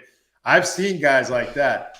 The best piece of advice I ever got when I first started coaching was from a guy named Jerry Wainwright, who told me, dress nicely, stay in shape, don't consume alcohol during the season. Best advice I ever got right out of the gate. And I took all of them to heart. So I was very much trained early in the right frame of mind. Look, you put on an image. Like Jay Wright at Villanova has taken this to another level. It's become part of his persona that he has a strong suit game. Some guys like Mike Bray at Notre Dame wear a mock turtleneck, which went out about 20 years ago, but hey, it works for him. I think there's a level of comfort involved in here that if you do go to a tailor, you can be comfortable in a suit, but you don't wear the uniform like a baseball manager does. You're certainly not in the standard black and white, black tie, slim fit on the side of the pitch as the football managers are over across the pond. To each his own. To me, it's like, look, to each his own. There's no standard way of doing it. But the NBA, though, is a little different animal. You're getting paid $5, $6, $7 million a year. You probably should be dressing like you're getting paid $5, $6, $7 million a year. I'll tell you this. In the year that I had my staff dress casually, I still had my tailor get them tailored fit slacks to wear with our polos that at the time, sponsored by Adidas, were provided to us in all different arrays with our logo on them. So even in the hybrid model, I still make sure my guys had slacks that fit them properly and were cuffed right and felt and broke right, if you will. So that if we ever did want to wear our red Puma boat shoes, that they popped. No worries, they pop. Let's make that the takeaway. There was a guy called Raphael Varane, coach. He's the center back for France. He's over the last sort of decade, he is certainly for France, and he is the preeminent. He's certainly in the top 5 preeminent centre backs. And he pitched up at a little company called Manchester United, who used to be good at football or soccer back in the day, with the least tailored suit I've ever seen. Now, Paulo Diaz and Senzo Sitebe are Manchester United fans. My first thing that I noticed was that his suit looked like, when somebody buys a sweater for their dog, you know those people? He looked like he'd done that. He'd bought it at the same store where you buy a sweater for a dog, and he looked terrible. If you wear a suit, and take this from a man who hasn't worn a suit in 18 years, get it tailored. Get it tailored. Why would you ever be rich and not have a tailored suit? What are we doing here, coach? So thank you for that takeaway message, and that's from a coaching sort of a legend, not me. I'm just saying. Senzo, what have you got, Pop? Do you know whose suit game was on point? Robert Lewandowski yesterday. So Polish guy, coach, for just to let you know, Lewandowski, he's the guy who's probably of the footballers right now has the best social media game. He gets it across the board, but it helps when you are in the top 3 best players in the world at the time. And of course, he takes himself seriously. Unlike Raphael Varane, who's Manchester United, lost to West Ham last night, by the way, coach. After again. And this could be confusing to you when I tell you this, coach. Please know that this is a professional club. Manchester United lost to young boys about a week ago as well, which is that's a team. That's a team from a country called Switzerland where cheese and skiing are more important than soccer, and Manchester United, who are worth a reported $3 billion lost to that team. So I'm just saying, I'm not trying to trigger anybody in the studio with that one. Okay, well, speaking of money, let's move on. I mean, I can't be on about Manchester United and how useless they are. Everybody should be getting a tailored suit. Before you jump off there, Paulo's got something. Yeah. You know what's so cool about the clothing thing, and I think we can sort of it's a frivolous chat. Yeah. But what I like about it is the story about tailoring the slacks and even the casual stuff, is that I now go, what level of detail wasn't coach putting into other things? So I know, you know what I mean. Yeah. I know as whether I'm opposition or whether I'm a player. Yeah. I know if this is what he's paying attention to, that this is now across the board elite institution. Yeah, it might be a small thing. Yes. But it goes, that's the things that make you great. So, Paulo, that's a magnificent point. I had a coach who had a problem, and even the great Sir Alex Ferguson stayed in shape for a reason, that's what your team's going to be. What you look like is what your team's going to be. Now, coach, if you are not seeing this, I do need to put this guy in context. Those are not, you're probably thinking Kansas, right? And the sneakers. Unfortunately not. Guy called Michael Jordan. That's more Carolina. That's like more Carolina blue right there. It is exactly. Carolina blue. So I need to apologize there for disrespecting you. I need to put some respect on your name. But this gentleman you're looking at here, coach, is a guy called Sinisa Mihailovich, one of the sort of preeminent, and in his day, he was a modern day centre-back, holding midfielder, left-back, one of the best left feet to ever play football. In fact, the set-piece taker for every club he was at. He made his name largely at Lazio, and he was unbelievable for what we now call Serbia, an incredible player. But he's now a coach like you are/were. Have a look at his outfit here, and he has only limited edition sneakers, I've been told. Just your thoughts on this bloke. So there's a couple things, and I love the point about not being a distraction, because what are you focused on? Obviously, as a coach, you be focused on the team and the game. However, this screams a little bit of a post midlife crisis going on here. He's really trying. Clearly, the suit is tailored. I'm not sure that I really dig the mock neck there. The red pocket square to match the red cap with a little bit of that red tie. Look, I'm all for the little details, but this is a little overboard for me. What I prefer, I was never big, I'm a basketball guy at heart. High top shoes were made back in the 70s and 80s to help and be basketball shoes. They become a little bit of a fashion statement, but I'm very much a low cut guy. Like, these were low cut. I think I'd be able to rock this a little bit more. Right now with the high cut, the pegged pants, I think I'm struggling with this look right here. This is a little bit too much of a distraction than a statement, although I know he's really trying here because, hey, it's all about the shoe game nowadays. Doesn't matter what else is going on. Well said. The two guys in studio right now would probably, you would get in a sort of a Bryson, DeChambeau and Brooks situation because they completely disagree with that. But, Coach, you have just said something which you don't know.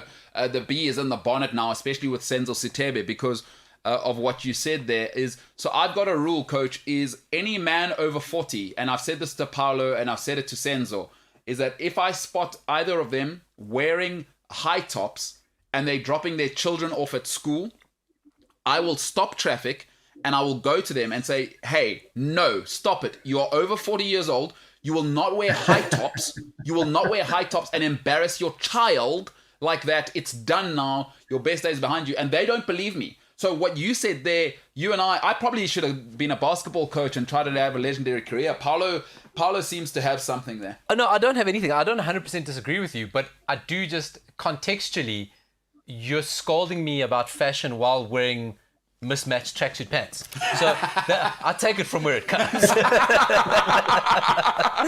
it for what it is. All right. Coach, on your end, there's something going on, and we have kind of touched on it, but the name, image, and likeness now obviously seems to be something that everybody's kind of saying, and I decided, you know what, let me try and be kind of a professional and go and look into it. And then I started reading what these kids can make, and I thought to myself, my goodness. And immediately for me, it went here. I thought to myself, I love that, and I think, the kids we understand that a lot of the kids, particularly on the football side and basketball, I guess, come from homes where, my goodness gracious, we think we know poverty, and we know it maybe in the book, but they come from those types of homes. So I understand that the money can be generational and life-changing for not just the player, but for other people. And the NCAA obviously has profited for years off the back of the players, is what some people might argue. But immediately, because I'm a conservative person, my mind went to this, and I'd love to hear your thoughts, is that there are two things I worry about: the development of young men and women. So just as people, to be sort of servants to society, and I don't mean that they need to go and work for government, but we are all, in some sense, servants to society if we are alive and we function in society. But the development of their character as people, and then obviously if you're in basketball or American football, is you need fundamental skills so that at the top level, coach, I'd imagine, the last thing Budenholzer wants to be doing in the NBA is teaching fundamentals. It's hard enough to keep a billionaire at bay from firing him. Is that I need you to arrive in the NBA, right, with at least the fundamental skills, and we can work and sharpen and polish. But you can't get to the NBA or the NFL still needing to be taught fundamentals, can you, coach? And I worry that those things will suffer because players may focus on building the brand and getting that bag. And I'd love to hear your thoughts. It's such a difficult conversation. There's a couple of things to start off with there. And it's Apollo's point about staying focused on keeping the main thing. That's from a collegiate standpoint. But the higher level guys are going to be worried about that. The players may be more concerned with their deals than they are with their performance. That being said, the point you made, MKT, about the NBA doesn't even care about the NCAA. They're not, because it's a business. It's a separate business. They're going to get the best players. And even if colleges have done certain things physically or mentally to prepare these kids, the NBA still thinks they can do better and change them. It's always been that way. It's a very, very small percentage of the overall available pool of players, at least from the NCAA standpoint. Of course, now most of the better players are coming from international, as it is anyway. Just look at what's happening at the very highest levels, minus a few guys. With Giannis, with Luka, with Jokic, they're international players. So the NBA is always going to be able to go globally to get their 1% fill. As it relates to what's happening with the NCAA, we're just in the middle of a complete shift of how that's always operated. And how it's always operated was the older, senior administrators running this whole thing and taking the lion's share of the money. And then the media rights came and made money even more available to those people. This has always been on the docket for the last 20 years. They knew this time was coming. We're just going through a shift right now. The best place to be in is to be a college athlete right now, because this is an unregulated territory and you can go out and get whatever you want, because technically the schools themselves aren't empowered to regulate and monetize these deals for you. You're supposed to be doing them kind of on the side, but there are clearly schools, Memphis basketball being one of them, who are the only game in town really and supported, by FedEx, who are putting together deals for these guys. And you know what? Great. More power to them. We're just going through a transition right now that really is not going to get sorted out until there's a collective bargaining agreement, a unionized ability on the player's side, and it's going to be an employer-employee relationship, and very much a minor league for the basketball and football. What will get weeded out are the other sports that we deemed Olympic sports, but basically anything but basketball or football, that were feeding off the finances of those two sports. Now they're going to be left pretty much to their own devices to kind of get their own money. It won't come from the school. It's just how I feel it'll shake out. No. As it relates to the student athletes, look, right now those average deals are under $1,000. Yeah. Over half of them are going to non-basketball and football players anyway. So that's great. That's exactly what the intent should be. But we're just going through a transition right now. 3, 4, 5 years from now, it will look completely different than it did before. The key factor in all this, and I'll leave you with this, and we can talk about this again as it relates to Kansas, as you mentioned, is if the NCAA tournament in its current structure remains the same. That will be the breaking point for the whole model to go completely to a minor league system, because it's for basketball, but it funds 99% of non-basketball related activities for the other sports. That's where this business model is set up. That's in jeopardy of getting broken up by the higher level schools right now. And to be quite honest, the lower level Division I schools are a little bit weary of that, because that always gives them a chance to make that tournament, win a few games, and then reap all the benefits that come with that exposure.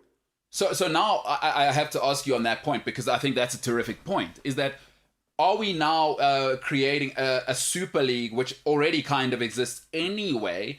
Now within that, because it's Saban and them, they're gonna have a good time. Texas, they'll just, all right, we didn't need you anyway. We got our own television network. I was reading they're turning over close to $500 million anyway. So what happens now? Like you say, what happens to Oregon? Of course they got Nike and all of those guys, but what happens? What happens to the sort of academic Christian schools, which are on the cusp? They cost a lot. They're small schools. What do we do there? And does that break the entire model? And does that work, in your opinion, going forward? Well, I mean, there's going to have to be some sort of revenue sharing. And really where they're going to have to figure it out is where the multimedia rights and even the OTT rights come in for these players, because they can own a lot of their own content before they get to college. And in my estimation, this is the key point. If recruitable players that have a brand individually before they get to a certain college are able to monetize that, because let's be honest, what's happening now is not really NIL, it's multi-level marketing. They're giving deals to influencers that are college athletes, giving them because they're allowed to, and then letting them monetize off resale of particular items. Like there was a group last week that gave football players the ability to customize jeans for $500 and then resell their designs and have a cut of that. Where I would be wary is of how these deals are structured if there's no legal entity involved to protect the future rights of this. There it is. I do believe this. Sorry, Coach. I just want to say that you nailed it. I do believe that what's happening, and again, this could be a whole show for us and down the road. In DeFi and in blockchain and in the ability to put together smart contracts that protect the entities for perpetuity and are able to be plug and play along the way. Because let's be honest, if a kid at Oklahoma State gets a car because he's deemed to be the best player before he even plays, if it's an incentive type NIL deal to get him to go to Oklahoma State, which whether it was or not, what happens if it doesn't work out and he transfers or he leaves, which by the way is now an open market. You used to have to transfer and sit out a year. Now they're letting the kids, rightfully so, transfer without penalty. Well, do they take those deals with them? Is that written in? There's a lot of euphoria and excitement about, oh, you're coming here, let me get you a car because I'm a big supporter and this is my car dealership. Come do a few appearances and you get to ride around in a brand new orange car. Well, do you take that to Ohio State when you transfer? Is it built in to have protection? There's going to be a lot of carnage in this, I think, before it gets sorted out. And really the NCAA has to release and relinquish their old way of doing things under the guise of amateurism to know this is now really a fully fledged business and you have an employer-employee relationship. So I hope the kids don't get punished out of that in the end. Yeah, and I tell you what, before Senzo has something for you, but I got to tell you, as you were speaking, I just thought, oh boy, now the Sharks are circling. Because, hey, where there's money, there are agents. They call themselves middlemen, and they wear most of them better suits than Rafael Varane, mostly tailored because they got to look good. Or if you're rich, poor, you just wear all the bling in the world and the most ridiculous sweaters in the world. But shout out to him, LeBron's guy as well. He's done his own thing, and I do want to give Rich Paul credit. But wow, he dresses like he looks like a frustrated rapper. That guy, huh? He looks like he would just. He's leveled up. He's on the dating. He's on the dating scene now. Rich Paul has taken his dating game to a whole nother level. Oh, has he? Is he booed up now? What's the story? Oh yeah, we got to get into the relationship game now on our next call about how. Okay, okay. Shout out to Rich winning on and off the pitch or on and off the court. But just before I hand it to Senzo, Coach, one thing I wanted to say there was now the Sharks now. What do we do about an even scarier world is that there's something called high school before college now, because we kind of have this here with rugby in our country, and they don't know what to do because there's stuff happening in South African schoolboy rugby. It's the most professional element within Africa as a sport, by the way. In high school, the rugby is unbelievably professional. But let me ask you this, Coach.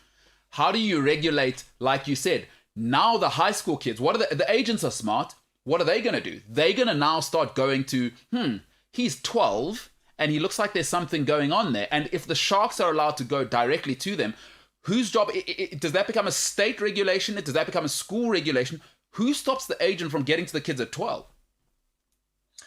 No, it's a great point because we've always operated with these kids under the guise of them being prospective or potential student athletes, PSAs. Yeah. And there was a level of concern when we started recruiting these kids earlier and earlier just for the sake of recruiting them. And it went from their senior year to their junior year to their sophomore year, where you can start to contact them or send them correspondence. You can see them play at any point if they were in a viewing period, even in as early as 8th grade. When I was at UCLA, we had an 8th grade kid commit to us because I thought that he'd be, he ended up not coming in the end. So there was really no honor to the commitment other than there was a semi-relationship built. But to your point now, on the other side of that, regardless of the recruiting from the coaches, you've got third-party engagement of this. And really what it's done is open that window up under the guise of setting up NIL deals that clearly there's going to be relationships built there that will lead to an agent relationship, which is exactly what they wanted to stop and curtail. So now they've clearly opened this door up to be more of a business relationship. Look, if you're in a business and you're a professional, you have every right to have someone represent you, whether it's legally, whether it's marketing wise, whether it's contractually. So this is just all part of it in my mind. I think exactly what you mentioned will start to expand out, that once they establish that this is a working relationship, that there's an employer-employee relationship, whatever the terms are, even if the scholarship is still involved, it's part of the contract. There's no letter of intent because you're going to get a scholarship. There's going to have to be a contract involved here. Wow. There's going to have to be some sort of contract involved. And I still think that they can maintain the level of ability to gather players together for the sports. Whether they go on to the actual professional level, NBA, soccer, baseball, basketball, whatever it may be, football, remains to be seen. I think that'll remain. But in terms of the college model, the amateur model, it's literally on the out right now. We're just going through a period of discovery of how it's going to all flesh out. But it's a great time to be an athlete right now. It is. No one's telling you no. Get the no bag. one's telling you no. Go out and do whatever you want. Ask for forgiveness later. And I just hope that these kids understand that the tax man will still come for you if there's a deal with a businessman out there, because those guys are running a business. And if you default on that, whether it's by performance or by not showing up, they will come after you. There will be some repo men that are going to be in business. They want to pick these cars up in the middle of the night. Then you're going to have to say, I was late for class because some guy took my car. And I didn't take your car. You didn't live up to your contract. Now you go back to Paolo's point. Yeah. Now we're completely distracted from the task at hand, which is you're supposed to be there playing. Jay Keat says that's a Rich Paul boo hint, not a shout out from America. All right. Well, we're clearly not Adele fans on this show. I mean, that's the one thing. I mean, like Rich Paul goes up and boos up with Adele. Like, what? The guy's got to come up now. He's not only is he one of the best agents out there, but he's now running around Beverly Hills with Adele. You all get out of town. Literally, that is. Did I just break news on this show and across the pond? I thought you knew. Oh my goodness! Well, what was the hit? It'll come to me now from that first album. Hello. There you go. Hello. So, sing the rest. Yeah, no, you were. Hello from the other side. I think that was. You know what's worse than that song? We got to shut this down quick. That's what I'm saying. Yeah, what you got, Paulo? No, the only thing worse than that song is people singing that song. Yeah, I'm not Adele. That's why I'm here. But Coach, you said exactly what I wanted to say, because now if people are profiting, if the schools are profiting, and they have to pay the players, there's an employer relationship. So now the NCAA are going to act as the taxman, because if they all fall under the umbrella of NCAA, the NCAA has to get its cut. And the taxman needs to get its cut. So no, I think there's a bigger worry than the NCAA. Yeah, like at some stage, Joe Biden's guys come knocking. Well, the NCAA is going to try. That's a great point, because they clearly have lost grip on how to handle this, and it's not looking good for them right now. So they're clearly going to try to keep their cut, because there's a lot of guys been in that business for a long time, taking that cut without any distraction. And now that there's a distraction, then they're going to try. I'm really going to be fascinated about how and all of this gets fleshed out. They've kind of pushed it off to the conferences, to the schools, which is why you see a lot of these schools now. Okay, Texas and Oklahoma got ahead of this, because now regionality doesn't matter anymore. You have to have financial alignment. It doesn't have to be regional alignment. In the past, conferences were set up on a regional alignment, and that still makes sense in part, but you're also not busting and taking commercial flights to games. So with all private planes making time zones irrelevant, regional alignment is not as important as financial alignment right now. And that starts with football, goes to basketball, media rights, who owns the media rights, who gets a share of the media rights. I'm looking forward to the first player that at any level, basketball or football, comes in with a pre-existing NIL level, following, social media presence, if you will, and basically says, I'm not wearing your name on my jersey when I play. I'll wear the colors, but I'm not putting your name on my jersey, and I'm not going to I need a piece of that because I'm the one on the field. That's really where the crux of this comes, not from the marketing deals that they're doing. It's the media rights and sharing and the content that can be put into perpetuity to develop that content that the players are the ones producing. And by the way, they all have about a professional level of setup of cameras as anyone now with the iPhones and gimbals. You can do your own production with your own guys. So your own guys can be on the sidelines making your own production. You own that content, as we see what's happening in NFTs right now. Kids should start to put their highlights in their NFTs to monetize. You got out at the right time. You got out the right time, because could you imagine imagine Saban or Dabo Sweeney having to pitch up at some 11-year-olds tryout day?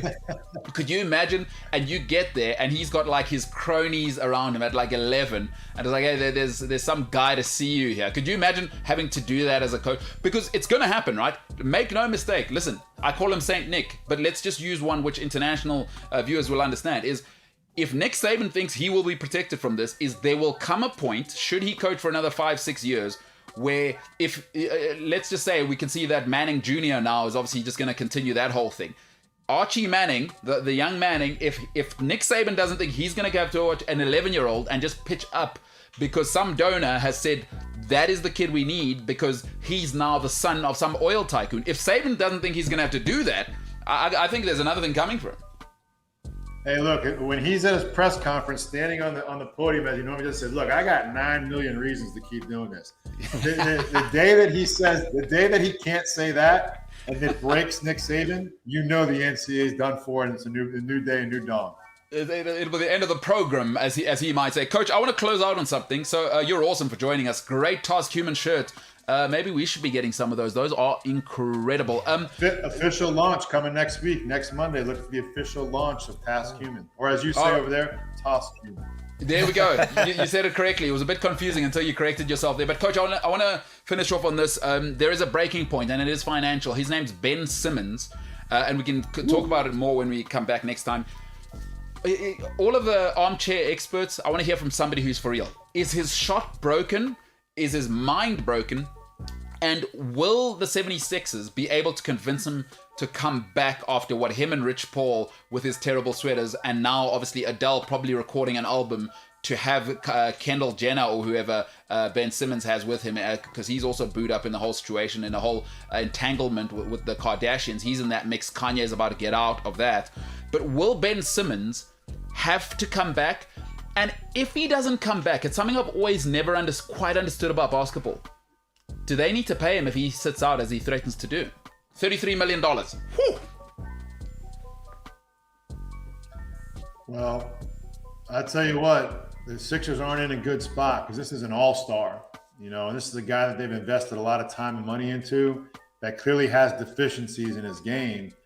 And true to form in this day and age, deficiencies get heightened more than your strengths. I mean, you're expected to have those strengths when you're paid $33 million or so and you're an all-star. I think the damage has been done.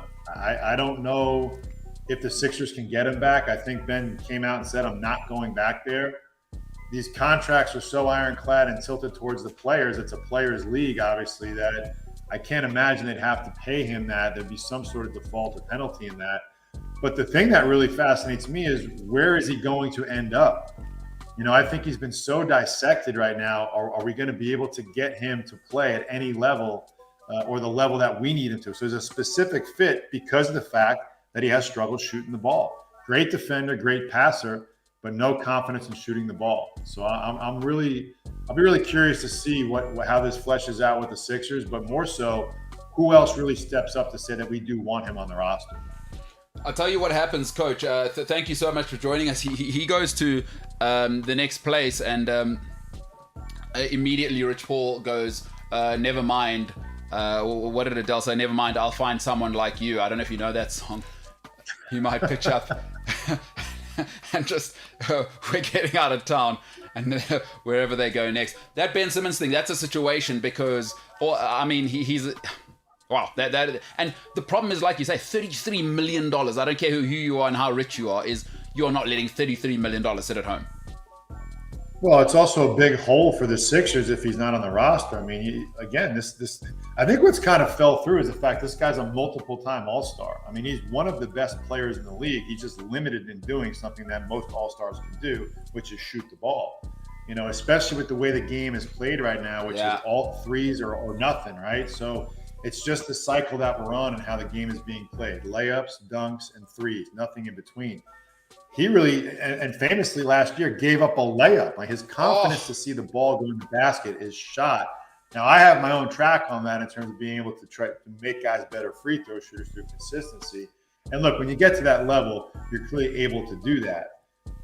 I think this is more of a confidence and a mental thing with him than anything else. Because, hey, look, also in the advent of social media, everybody publicizes and puts all their off-season workouts up for everybody to see, whether they're actually workouts or not. Yeah. And it's not like it was any type of editing. He's making these shots when the pressure is off. This is clearly a mental issue with him when the people are in the stands, when the game is on the line, that he can't translate that into the ball going in the basket. So I don't know if it's necessarily broken as much as it hasn't been incorporated properly.